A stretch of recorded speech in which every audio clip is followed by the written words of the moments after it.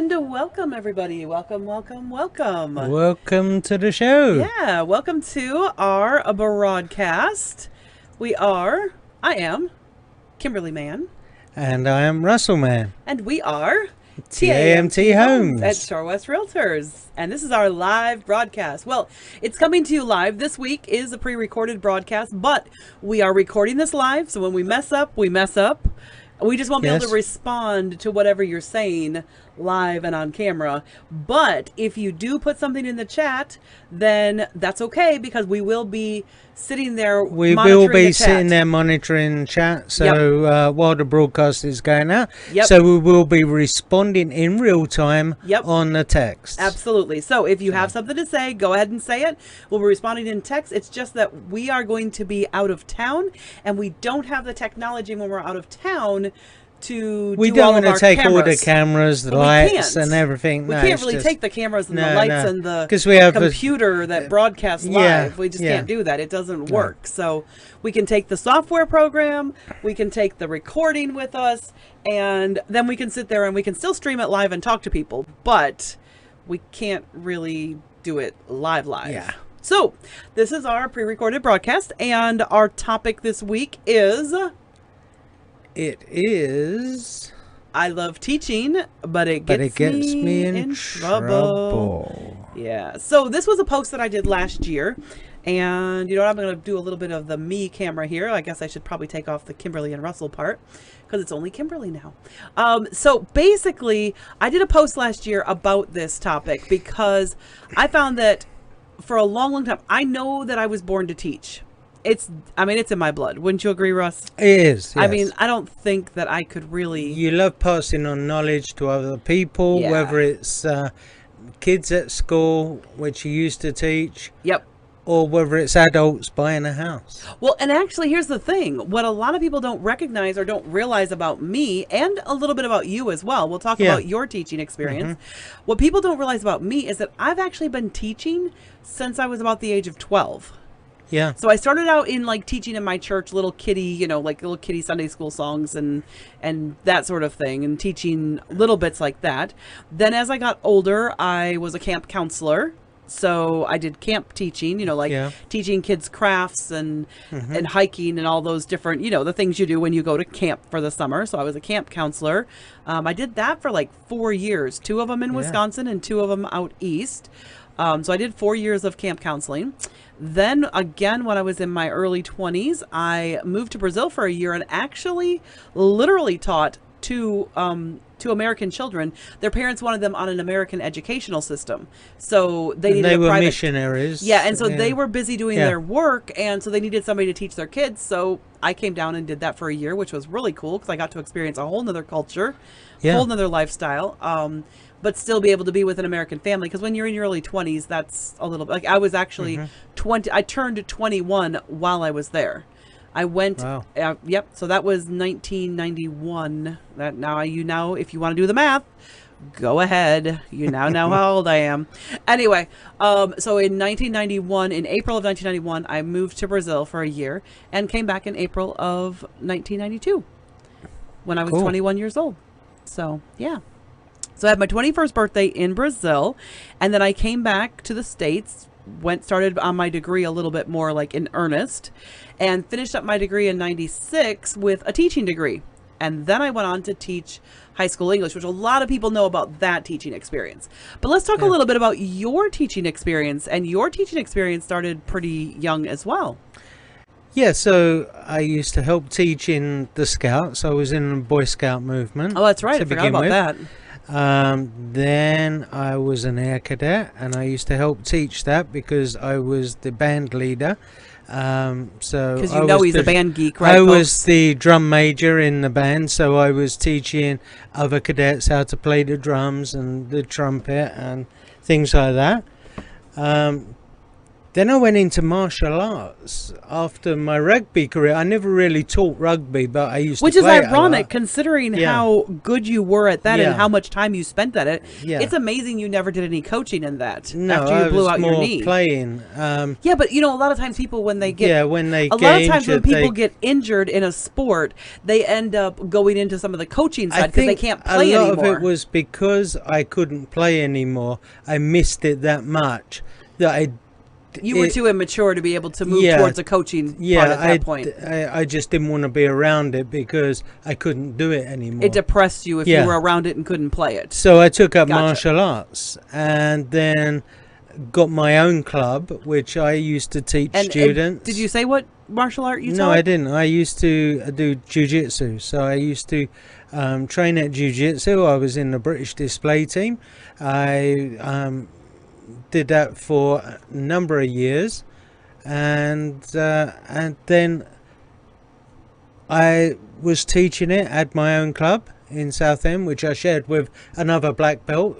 We both run the club together, me and Stuart, and we had a good time. And then for a while you didn't teach a whole lot because you kind of had a little bit of a gap in different employment, and you went and worked at Ford's during that time, and you had a cab company and stuff like that. On the taxis, then I got into computers. But then, but after computers and stuff, then when you got hired on at the police... Yeah, a lot of my work there was training other people that joined the force. Yeah. So after you were at the police for a while, you started to step into a bit more of a training role again because you understood things. A lot of the new people coming in needed to be trained on all the software and the specialized stuff that we done. Well, and you even acted up, as they say in England. Acted up in England means that you are kind of pretend like you're a temporary position. Basically, what it is means that you're acting as that position in a temporary basis until they find someone or until they decide. But sometimes if you decide you want that role. Now, I know in your case, you were not interested in that role. No. Right. I did it for quite a few months, 6 months to a year. Yeah, you were doing a job share with somebody, weren't you? It was the two of you were acting originally up? I did it on my own for 6 months. Right. Then I shared it with somebody else for a further 6 months. But there was quite a bit of training in, like you were doing quite a bit of training and paperwork because a big part of that role, and one of the reasons you didn't like that role is because it was so much of you having to check over other people's work. Yeah. And that was really boring. And then you're having to mark. I preferred to almost like you were grading papers. Yeah, no, you didn't like that part of being a teacher. Didn't like, yeah. You know, pulling them up when they weren't doing well. I had to do that as their trainer anyway, but... So both of us have actually had quite a bit of experience in training or teaching of one type or another. So that's kind of interesting. And even still, our roles on the team, there is a bit of training and teaching. Like I'm the primary trainer for our team for getting the other team members acclimated and up to speed and understanding our software that we have and getting them into the booklets and understanding how to present things to buyers and sellers and stuff like that. Yeah, but because some of our software is completely different to even our company uses. Right. We use some specialized software that Shore West doesn't use that we pay for separately for our team that makes our team more effective. Yeah. But you actually do some training on the team as well. I know recently you've taken over the role of checking out like their closing files and making sure their paperwork, which I know you don't love checking paperwork, but you do seem to like it better than I do. Yes. And that paperwork you don't seem to mind as much as I don't. When you were working for the police. Yeah. Yeah. I wonder why that is. I don't know whether it's matured more or because it's like I'm really good at spotting mistakes in paperwork. Yeah, you are. And I think because I'm a bit of a perfectionist on my own, I spot others really easy. And so it's quite a quick check for me. I run through their documents and I'll spot an error straight away. It like glares at me. Yeah, for you, it just like jumps out on the page, for example. And whereas I have an attention to detail on some things, when it comes to checking over other people's paperwork, I find it like, ugh, it has to be done. Don't get me wrong. And we have a newer assistant who's still kind of learning like she didn't know anything about real estate when she joined us. So she still has some training on that. And we're going to get her some more training starting in August on the paperwork stuff. But but it is definitely a role that you take. And then you also do some training with them as buyer's agents. I do, so for example, yesterday you were out with Jimmy a couple of times, who was our new agent, because just to kind of support him. Yeah, just to support him, to just to give him a backup if he had any questions for me. Before, during, and after, I was there for the whole lot. So if he had any questions, And of course, you're supporting in and out of the office. And for Jimmy, especially, I mean, I know that when you go on these things, you're just there in the background. Yeah. You're just there to support. You're not there to I'm not there as the agent. You're not there as the agent. You're not there to take over. You're not there to do any of that. No. You're more there just in case there's a question that is asked that the newer agent is not as familiar with. So that's kind of cool, because I know Jimmy really appreciated that yesterday, because he felt very much like, oh, yeah, these are his customers, but... I was there to support, and and remind you of some of the training stuff that we do. You actually do, so you actually do more of the field training with the buyer's agents. Yeah, the buyer's agents and open houses. Jimmy came and shadowed me. Yep. Then I went and shadowed him. Yep. And so, just to make sure we're on the same page of what the goal is when we do these open houses. Yep. Absolutely. So, for sure. So, so we both had quite a bit of training, and now we're doing a bit of training. But the whole point of this particular article was that I said, I love teaching, but sometimes it gets me in trouble. Yeah. So what trouble does it get you in? Well... here's the trouble that it gets me in, because I have a really extensive background in teaching, so everybody should listen to me, right? How well do you listen to me, Russell Man? Should we go there? Do you want to go there? We'll go there. Let's go there. Okay, so obviously when people train people, there's different methods, and not all methods work for each individual. So some of Kimberly's methods I don't like. And some of my methods Kimberly doesn't like. Okay, so what methods do you not like of mine?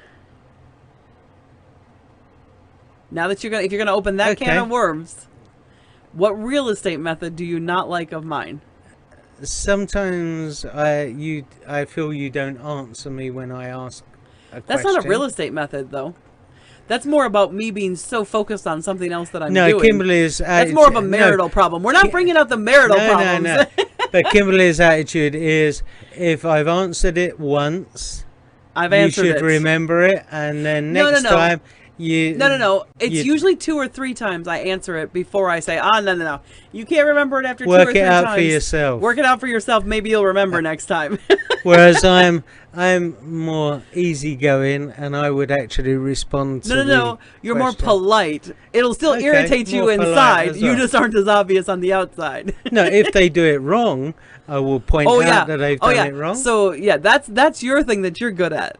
What? Pointing out if they do it wrong. They did it wrong. They shouldn't. Yeah.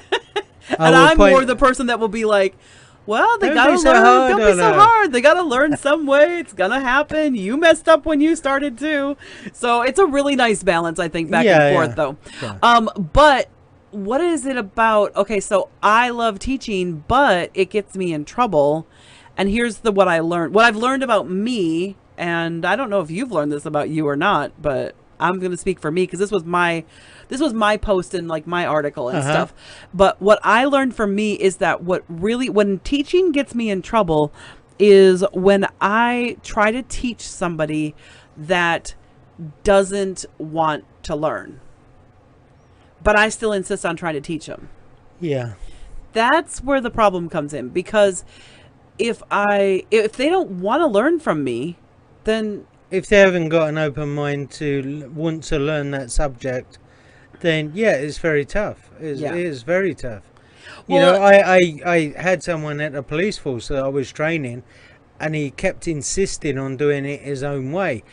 But there was only one way to actually do this job correctly. It was a software thing, but we could only do it one particular way. And he insisted on cutting corners, and you can't. And that's true in real estate as well, though. There's a lot of things that... Like contracts and stuff like that. Technically speaking, can you cut corners? Yes. But when you cut a corner in real estate... It can cost you dearly, or it can cost your clients dearly. It can cost your clients dearly, which can also put you out of business. Yeah. So you have to be really careful on that. Either you won't get the house because you... Wrote a poor contract.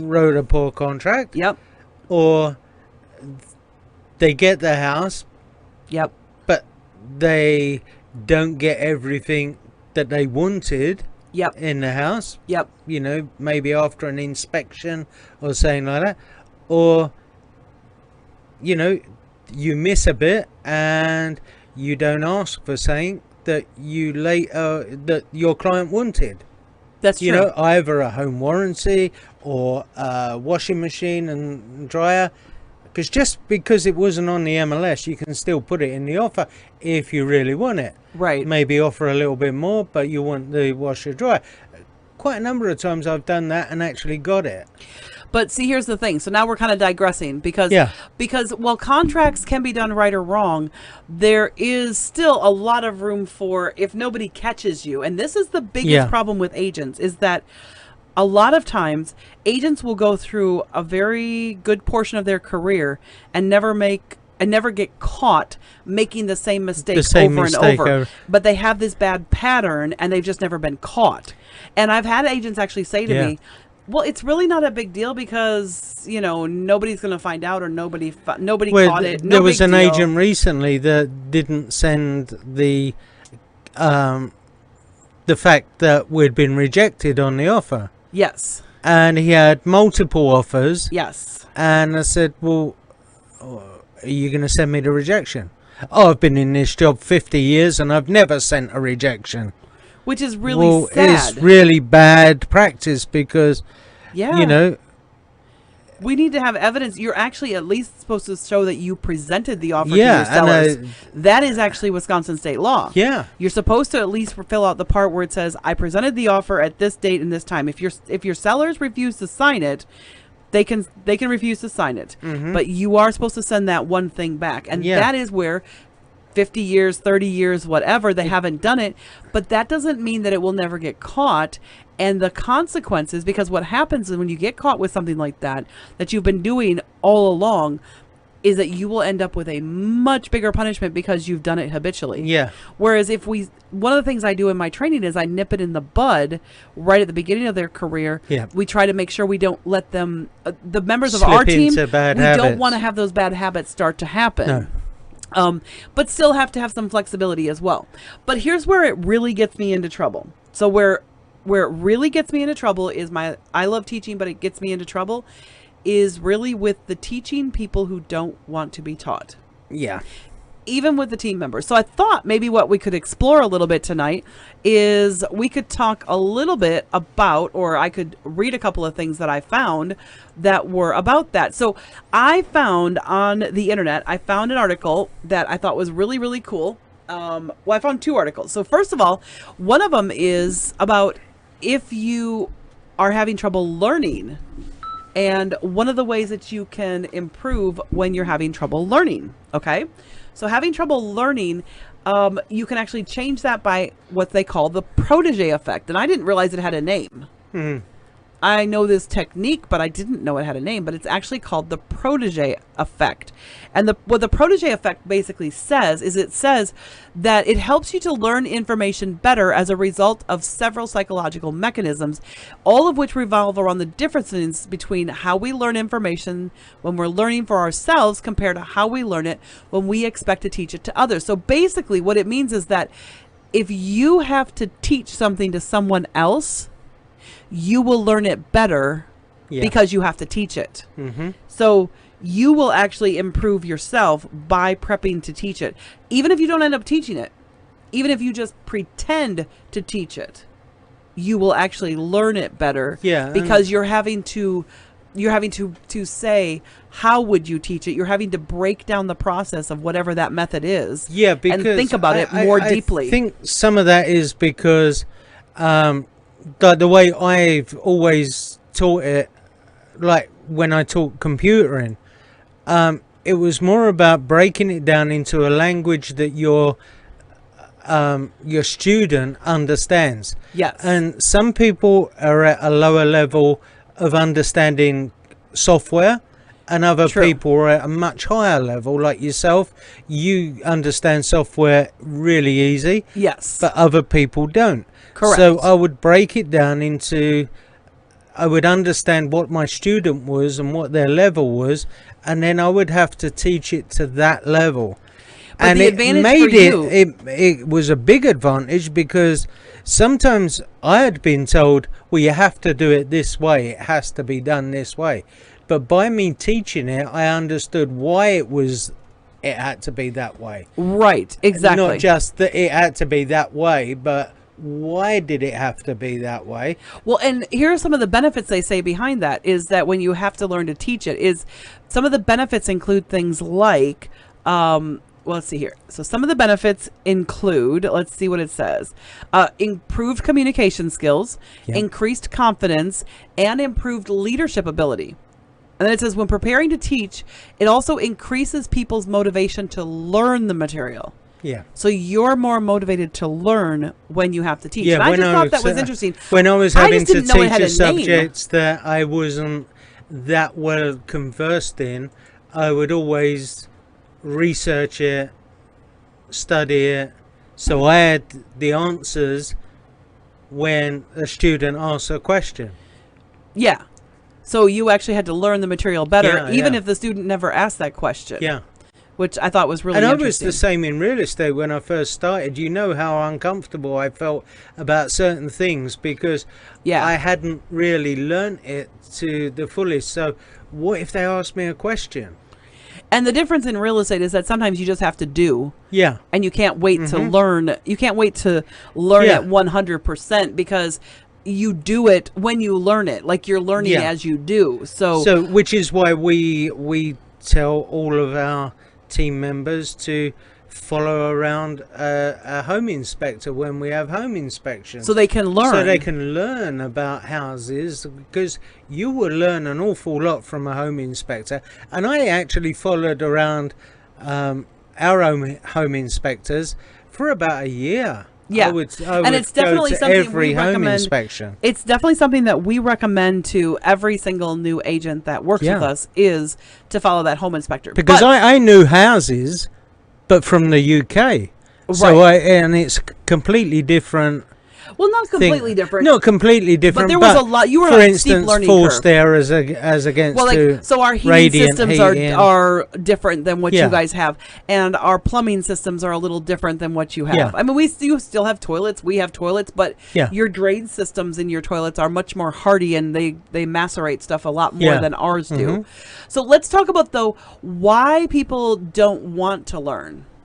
Okay, so number one, the first thing is one of the reasons why people don't want to. There are 4 reasons. I found an article that says 4 reasons why people don't learn, or don't, just don't learn. Basically, 4 reasons that people you're trying to lead, or people you're trying to help, may not learn or grow. And reason number 1 I want to talk about was they don't know they need to learn anything. Yeah. So this is really common in real estate, I find anyway. What about you? I mean, Yeah. I think it's really common. What we're seeing is that a lot of people, because of the spread of the internet, they read it on the internet and they think that's the truth, and they don't. The Google syndrome. Yeah, the they Google think syndrome. they know it all They already. don't know that they need to learn anything, because Yeah. they think they've already gone someplace to learn it. Yeah. They think that Google's already where they could have learned it, and they learned it, so they know it. So our expertise doesn't weigh in, because they don't course, know that they need to learn anything. The internet is always right. Well, yeah. But you know what? And here's the thing. What's right in one market isn't always right in another Yeah, market. exactly. Yeah. We were actually talking to one of our team members today, and he was talking to first-time home buyers, and how a lot of them were like, well, we don't want an agent to show up in shorts and a t-shirt, because then they don't give us that real first-time home buyer experience. Yeah. And I was asking, What do you mean? And he goes, you know, like on TV. And I'm like, oh, that's right. Because HGTV and the way the agents act on HGTV, that's real life. No. That has nothing, that how they act on HGTV in any of those real estate shows, there is nothing about real estate that is on there. You should be more interested in what their knowledge base is than... Well, it's interesting because what's on HGTV is fun, it's entertaining, it's great, but what people don't realize is that even if I was TV, they're scripted. If I was being on TV, I would dress up as well. Yes, but if you notice as well, most of those realtors also talk in a much more stilted, they're not very comfortable on film because if they're a real realtor, they may not have spent much time on film or recorded or et cetera, et cetera. So yeah, so a lot of times, number one reason is they don't know that they need to learn anything. There might be something that they don't even realize they need to learn. So that's, and it may sound, you know, similar to another one we're going to talk about. One of the things that I found as a reason is that they don't, and this I found to be very true with me, and was actually the point of the article that I wrote, or the little blurb I wrote, they don't want to learn from you. Me? Or me. Or you. Or me. Yes. Like, I realized one of the big things that I realized through this process when I was talking it through for myself in my head was that I was not the person that the universe had set up to teach them. Yeah. That wasn't my job. And I would over frustrate myself because I would think that because this person was put in my path, that it was my job to teach them. And that's not true. No. Not everybody who even though I am born to teach, and even though I am passionate about it. And your knowledge base is so good, and you remember stuff way more than I can. Oh, that's true. I have a much better memory than you. You do. But I'm just so passionate about teaching it. Yeah. And I get really passionate about sharing my knowledge with other people because I am also one of those like free encyclopedias in that I'm like, no, I want to just let everybody know. I want to share it with everybody because everybody deserves to have this information. And then I started realizing as I got older that just because I have information and just because I want to share it doesn't necessarily mean I should. There's a proverb in the Bible that talks about don't cast your pearls before swine. And that can sound really offensive, but really what it means is that when you have these pearls of wisdom, or you have these really great things that you have, and if you take treasures pearls of information. Well, these treasures, these pearls are beautiful, they're gorgeous, whatever. But if you put them in front of swine, and I'm not calling people swine, what I'm saying is, but if you were to take pearls and put them in front of a pig doesn't know the difference between pearls and granola. Yeah. They don't know the difference between a bone and pearls or anything else that goes in there, because pigs eat everything. And if they saw pearls in their trough, they would eat them just as much as they would eat anything else in their trough. They would. They have no discrimination against it. They don't discriminate against what they eat. They just scarf it all down. That's just how pigs are. That's the way they are. I'm not calling people pigs, but there are certain people that if I give them some great knowledge, they won't even recognize that it's great knowledge. No, and they won't do anything with it. And they won't do anything with it. So it's not actually, I'm not supposed to be the one to teach them. If they don't want to learn from me, and it took me a long time to get to this one, because it was like, I had to learn that if they don't want to learn from me, that it's okay. Yeah. That's a struggle I had internally, was recognizing that just because I'm passionate, just because I'm good at this, just because I'm, have this experience and this knowledge, well, so when I started do it. When I started in real estate, you had a coaching program that you was using at the time. Yes. Tim and Julie Harris. Loved them. You really loved them. I didn't resonate with them at all. They had some great information. Yep. But I just couldn't learn from it. They just weren't my type of people. Yep. And I found other people that did. And I find that true even sometimes with the books that we have for the team. Yeah. That we have this regular library of books that we want the team to have accessible to them, either through Audible or through Kindle, or through actual softback books that we loan out to them. And we're like, man, this is a great book. This is a great business book, etc. But the reality is sometimes those books don't resonate with other team members because they're not at that place on their journey. Yeah. So they don't want to learn from you isn't necessarily... It's nothing to do with you. It's not necessarily to do with you. It might be just that they're not ready for whatever that piece of knowledge is, or they're not at the point where, and you might not be the person who's supposed to teach them. So that's number 2. So here's number 3, which is actually a really good thing. They want to learn on their own. Yeah. And to a certain extent, that can be really good. Because if people teach themselves something and they have to kind of struggle through it, they have to kind of struggle. And I do think sometimes with you, this was definitely the case, is that you didn't even recognize that actually you learned better when you learned on your own. That when I forced you to, after I'd given you the answer 3 or 4 times and I was getting frustrated because you weren't learning it, and when I then forced you to do it yourself... I wouldn't always write it down so I didn't have a memo of how to do a certain task. Or if I did, I couldn't remember where I'd written it because I had so many books and pieces of paper. I still do on my desk, but yeah. and then I can't find that piece of paper that I wrote it down on, you know? And so, how do I do this? So I would ask my lovely lady wife, and she would, I've told you this several times. Why don't you write it down? I did like 4 or 5 times. Write it down. I did write it down, but I can't find it now. I don't know where it is. Well, that's not my fault either. I have work I have to do. There was definitely some struggles in the marriage because of that, because it was like, but actually when I then forced you to start learning on your own in some of those circumstances, you learn things very quickly. Yeah. So to be honest with each person, and this is where as team leader, I have to really assess somebody and I have to really pay attention to, do I leave them to do the struggle or do I help them? Because if I help them too much through the struggle, they never learn. They may not learn it. Yeah. And sometimes I just got to let people struggle. Yeah. Even though I may not want to. Even though I think I'm helping them. So they may want to learn on their own. That's not necessarily a bad thing. Here's the last one, though. And this is probably the biggest one that can be very frustrating. Yeah. But I've learned very quickly how to not be around these people as much as possible. They don't need to think they don't think they need to learn anything. Yeah. They already got life covered. They're good. They're awesome. They're amazing. And actually, this was a struggle you had when you first came over here. And still have sometimes, because you were like, what's wrong with me? Why do I have to change? I'm like, because you were a cop and now you're a realtor. There's a big difference between being a cop and a realtor. So there were some things that you had to change about you to loosen up and tighten up. A little bit of both.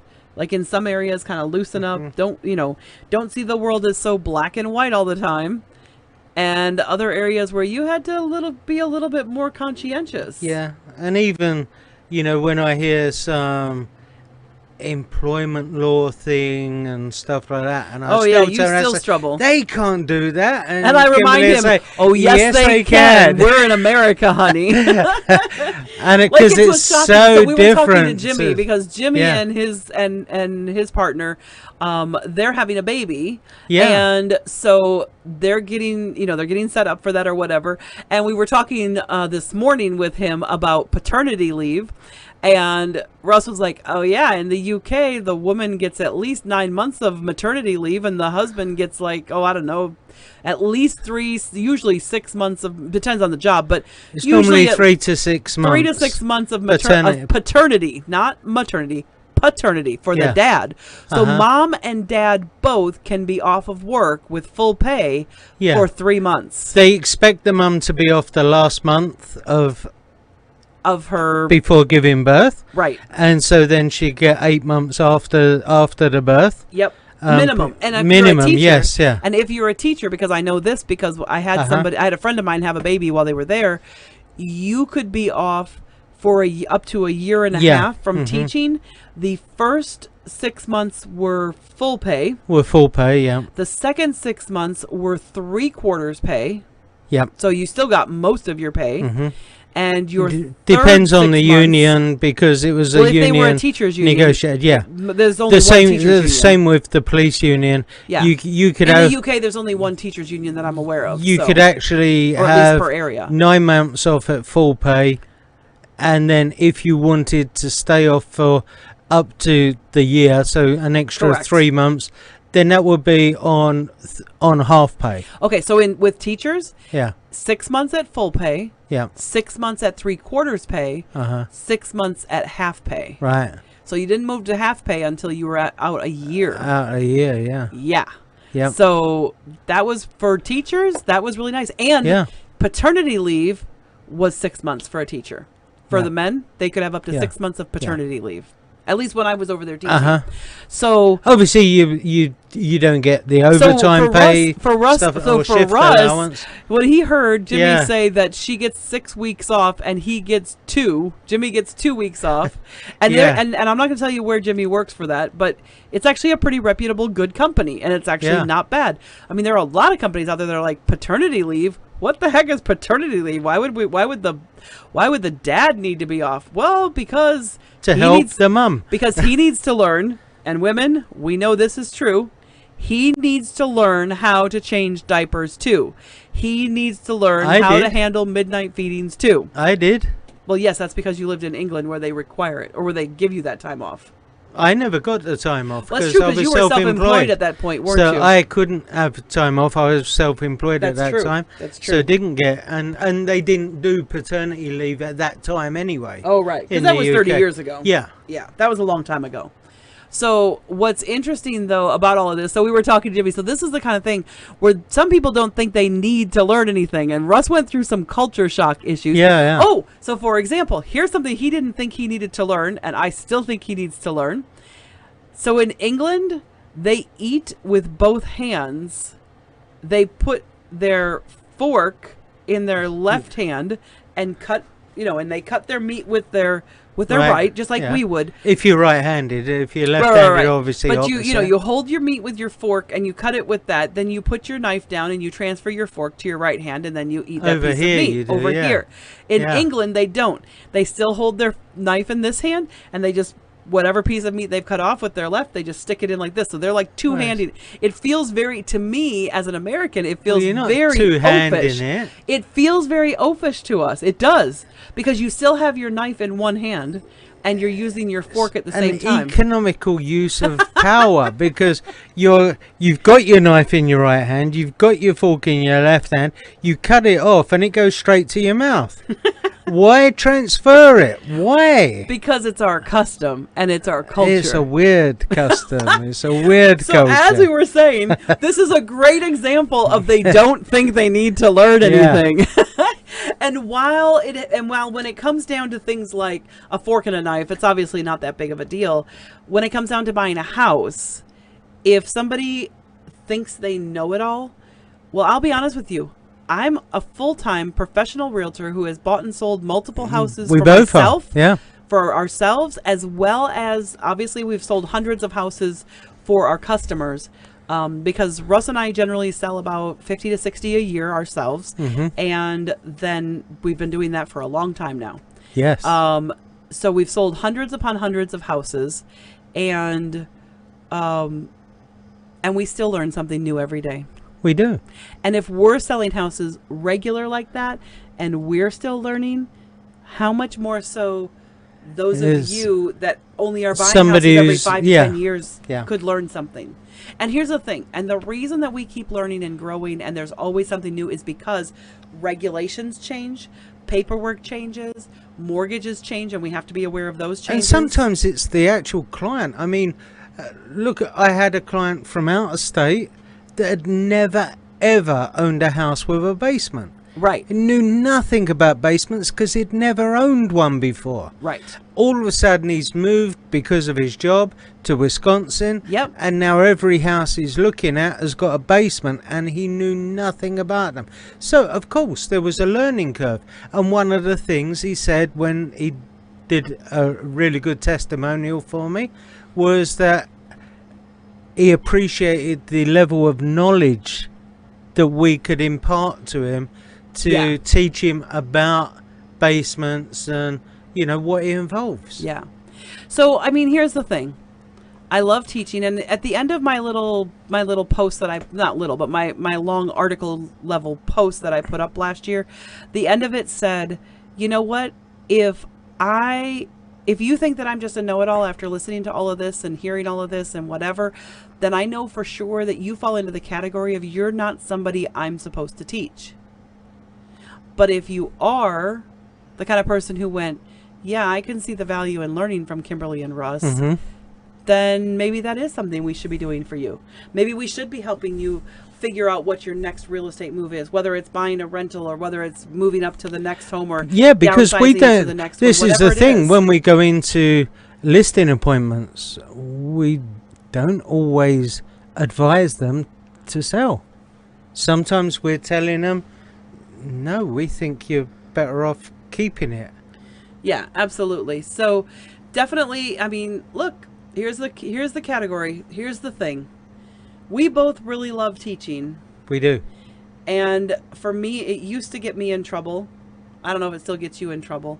Really doesn't get me in trouble much anymore, because now I've gotten to the point in my maturity where I recognize there are just some people I'm not supposed to teach. And there are some people who don't want to learn, but there are some people who need to struggle to learn. It's not my job to teach them. And what I've learned is how to back off and say, okay, I'm not supposed to be the one to teach you. Maybe someone else is. And make sure they're free to find the person to teach them.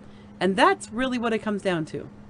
But after all this time, so I would be interested to know, is there anything that you, as a customer, struggled with that you felt like, that you feel in life like, you know, maybe you learned from somebody else and that was a great opportunity for you? Or maybe there was a time when you feel like there was someone who had my personality who tried to teach you something, but they weren't the right person to teach you, but they still insisted on it. But then somebody else came along and... But then someone else maybe came along and was able to teach you later. Yeah, I know one of my dad's friends back in the UK, he was learning computers, and he just bought his own computer, and people had tried to teach him how to use it and what did what, and he just couldn't understand. He was going, what are they talking about? RAM and you know, hard drive and stuff like that. He just didn't understand what that meant. So I went and explained to him in layman's terms, much simpler terms, you know. Think of your hard drive as a cassette recorder. It's recorded. So for those of you who don't know what cassette recorders are, you can tag us up and ask us about CDs. Right. They predate CDs and they post-date records and albums, vinyl. Yeah. Although vinyl is way cooler now than it used to be. Think of an 8-track. You put it don't in. Even, oh, no. That's even older. No. But the point is, you broke it down into language that he could understand, and you were the person. Well, there were other people who weren't who tried able to teach him, and they couldn't. But they weren't the ones who were supposed to. You were the one who was supposed to. So, guys, we'd love to hear your stories about maybe somebody trying to teach you that didn't work, or somebody who really you felt like was a really great teacher for you, and we'd love to hear what you have to say. But for now, because we've actually gone on and on and on tonight. Did you know that? Wow. Woo! Yeah. I know. It's been a really long broadcast. It's going to be a long one. It's going to be a long one. So definitely let us know. Drop it in the chat. We'll definitely respond to it. Even if we respond to it afterwards, that's not a problem. So let us know. But join us every week. Because it's a long one, we may just have to go out for a drink. No. We'll still be responding. We'll still be responding. But let us know if you have any questions, any concerns. If you want to learn something more about real estate, just drop us a message in the chat, or you can always DM us on, well, this goes on Facebook where you can DM. You can also, of course, drop us a link in the chat on YouTube. Also, if you're interested, click like, subscribe, follow, whatever we're on, because we're on Twitter, obviously, so you can follow us on Twitter. You can follow us on Facebook. We're on you can Facebook, follow us on YouTube, Twitter, and Twitch. Yes. Twitch, you can follow us as well. Yeah. Just drop us a line. Let us know how we can help you if we're the ones who are supposed to teach you. And if we're not, well then, have a great evening. Talk to you guys later. Bye. Bye for now.